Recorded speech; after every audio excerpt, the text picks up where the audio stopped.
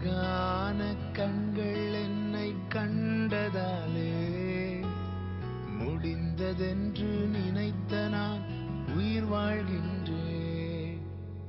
அழகான கண்கள் என்னை கண்டதாலே முடிந்ததென்று நினைத்த நான் உயிர் வாழ்கின்றேன். யாரும் அறியாத என்னை நன்றாயறிந்து தேடி வந்த